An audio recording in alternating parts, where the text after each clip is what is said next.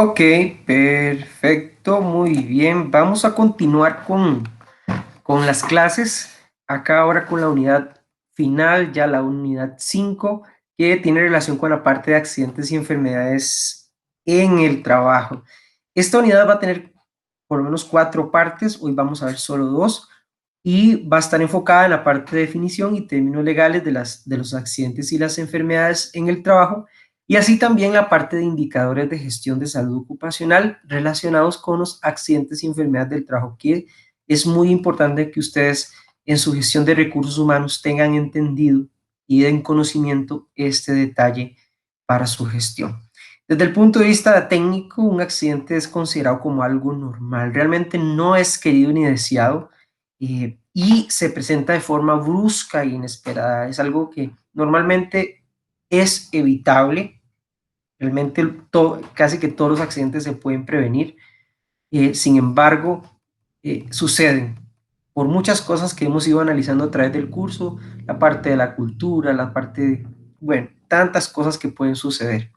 Pero interrumpe de forma la continuidad de manera espontánea, generando lesiones tanto a la persona como a la empresa, a la parte material como tal. Entonces, en sí los accidentes es algo repentino. En el caso contrario están las enfermedades, que realmente es un deterioro lento y paulatino de la salud de los trabajadores expuesto a algo procedente de su trabajo como tal, que sea producto de su labor, que es muy importante. Y es que recordemos que hay enfermedades producto de nuestra naturaleza, de nuestra vida diaria, perdón, como seres humanos, como personas en nuestro hogar, que estamos expuestos a tantas cosas, pero para calificar o tipificar una enfermedad laboral, perdón, tiene que relacionarse directamente con y producto de el trabajo como tal, sobre todo ante el INS, ¿verdad?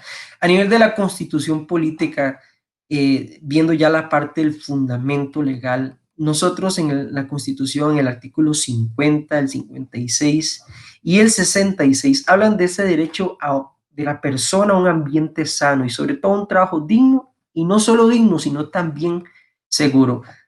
Fundamento legal importante.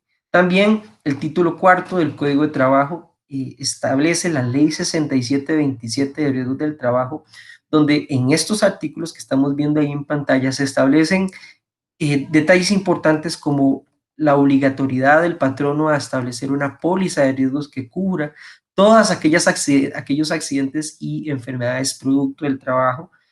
Así también define los riesgos del trabajo como tal, tanto en accidentes como en enfermedades.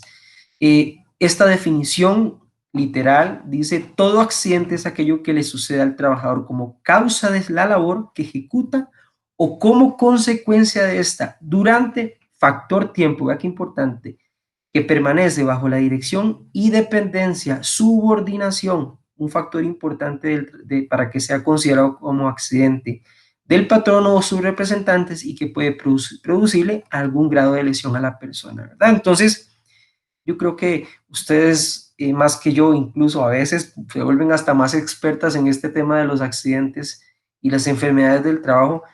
Por ahí ustedes en su carrera llevan un buen curso de derecho laboral, donde van a enfatizar y van a enfocarse todavía más a profundidad en este tema de los accidentes. El tema del trayecto, por ejemplo, es usual, el trayecto usual a domicilio del trabajo y viceversa, y que no varíe por interés personal, es accidente del trabajo, ¿verdad? Algunas personas lo entendían, hablan de una hora y una hora después, vean, eso no es, simplemente es el trayecto normal, porque hoy por hoy de la duración de mi casa a mi trabajo y de mi trabajo a mi casa puede durar en algunos lugares hasta 2 o 3 horas, incluso, ¿verdad? Dependiendo de lo que se esté haciendo. En el cumplimiento de orden, en lo que hablábamos de la parte de subordinación, y también incluso jornadas extraordinarias, antes o después, siempre que sea en conocimiento del patrón. Eso es muy importante. Entonces aquí vemos algunos aspectos en cuanto a accidentes del trabajo. Y la enfermedad definida en el artículo 196, que dice que es todo estado patológico que resulte de la acción continuada de una causa que tiene su origen y motivo en el propio trabajo o el medio y las condiciones que el trabajador labora, y debe establecerse que estos han sido la causa de la enfermedad. Ven como legalmente, en el caso legal se tipifica, se especifica bien este detalle de que que se establezca esa relación causa y efecto de la enfermedad relacionada con la actividad laboral, que es muy importante, ¿verdad? Entonces, ese detalle. Cuando no es accidente, todos los intencionales, provocados por el trabajador, hechos dolosos que el mismo trabajador provoca, y eso sucede en ocasiones porque necesitan incapacidad, por situaciones económicas, etcétera. El uso de drogas, y salvo que exista una prescripción médica también, puede que no sea considerado como accidente, ¿verdad? Entonces, a veces las personas llegan alcoholizadas o llegan bajo el efecto de algún psicotrópico, entonces hay que estar muy atento a ese tipo de detalles. También la ley 6727 nos establece obligaciones tanto del patrono, la creación de las comisiones de salud ocupacional y las oficinas, que esto ya lo habíamos visto en otra de las clases. Parte de las obligaciones del patrono, permitir todas las inspecciones periódicas ante los entes, capacitar al personal, cumplimiento legal y proporcionar todos los elementos de protección al trabajador, todo enfocado en la prevención de lesiones de nuestros trabajadores como tal. Y la obligación del trabajador es definitivamente someterse a exámenes médicos, asistir a capacitaciones y siempre participar de manera activa en la gestión de la salud ocupacional, utilizando y cuidando todos los elementos de protección que se le ofrecen para su cuidado, que es muy, muy importante este detalle. Y enseguida, en última instancia, la parte de indicadores de gestión de la salud ocupacional, donde tienen una importancia relevante para nuestro trabajo como tal en el área profesional. Y como siempre les he recalcado, un detalle importante de este trabajo que yo hago, muchas veces es fiscalizado por personal de recursos humanos que deben estar siempre velando por lo que nosotros hacemos. En ocasiones, lo ideal es que el área de salud ocupacional esté directamente a la gerencia, pero en muchas ocasiones depende de un departamento de recursos humanos.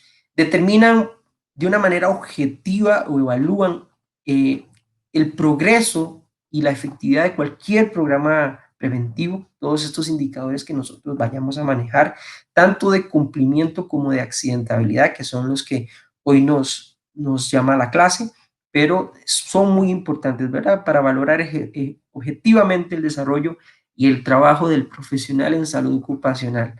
Además, genera interés, ¿verdad? Porque sobre todo hay mucho gerente o mucho administrador que le gusta ver números, y cuando hablamos en números e indicadores, a los gerentes les gusta ese avance en cuanto a programas y esfuerzos a nivel preventivo en salud ocupacional. Algunos indicadores de cumplimiento como pueden ser aquí unos ejemplos, la parte de capacitaciones ejecutadas, horas de capacitación, así también actividades ya planeadas como tal de gestión, considerando el porcentaje de cumplimiento de estas actividades, se vuelven en indicadores interesantes que se pueden utilizar, incluso la participación activa de diferentes personas en todo lo que es los aspectos relacionados con la salud ocupacional. Sin embargo, a nivel de accidentabilidad, hay 4 indicadores que nuestro gobierno, el gobierno de Costa Rica, solicita a través del reglamento de comisiones y oficinas de salud ocupacional,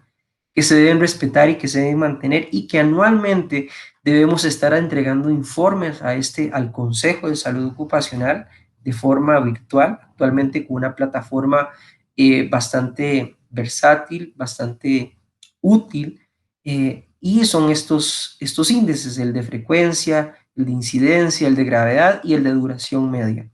El índice de duración media, relaciona los accidentes ocurridos en un periodo, generalmente utilizamos un año de exposición, y el número de personas expuestas por una constante que es 100. Entonces, generalmente es en un año. Entonces, por ejemplo, un ejemplo que les tengo por aquí sencillo, una empresa en el 2019 registra un total de 8 accidentes con un promedio anual de 145 trabajadores, considerando hombres y mujeres. qué me dice o cómo interpreto yo este indicador? Me dice que de continuar esta tendencia, por cada 100 horas trabajadas se producirán 5.5 accidentes de forma anual. ¿Sí? Esa es la tasa de incidencia. Se conoce como incidencia. Ahora, está la frecuencia. ¿Con qué frecuencia suceden los accidentes? Es una relación entre el número de accidentes, sobre todo aquí en ocasiones no conozco, por ejemplo, el número de horas trabajadas, entonces se hace un cálculo. En el de frecuencia sí conozco el número de horas trabajadas, entonces relaciona los accidentes ocurridos entre el número total de horas trabajadas hombres, que me da una frecuencia. Por ejemplo, siguiendo con el caso de esta empresa que estamos utilizando como ejemplo, se trabajaron en el 2019 29.870 horas, considerando esos 8 accidentes, ¿sí? Entonces, lo que sencillamente hacemos es dividir los accidentes entre ese total de horas trabajadas hombre, ¿verdad? Porque en ocasiones hay máquinas que trabajan. Entonces, horas trabajadas hombres por una constante de 1.000.000 de forma anual. Entonces, ¿qué nos dice este indicador? De continuar esta tendencia, por cada 1.000.000 de horas trabajadas se producirán 268 accidentes de forma anual. Muy bien. En el caso del índice de gravedad, representa el número de jornadas. Este tiene que ver más con lo que es la gravedad de los accidentes, no la frecuencia, porque yo puedo tener 8 accidentes en un año que me generan, no sé, 20 días de incapacidad.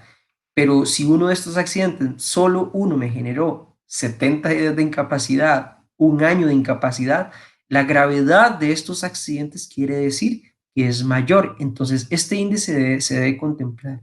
En algunos casos, algunos consideran 1.000.000 de horas. Para nuestro caso práctico, vamos a utilizar 1.000 horas o una constante de 1.000. Sin embargo, el INSS en algunos documentos utiliza 1.000.000 de horas y esto va a depender del profesional de cómo lo aplique. Entonces, pero para nuestro caso práctico, que vamos a resolver como tarea y la exposición como tal, vamos a usar 1.000 horas.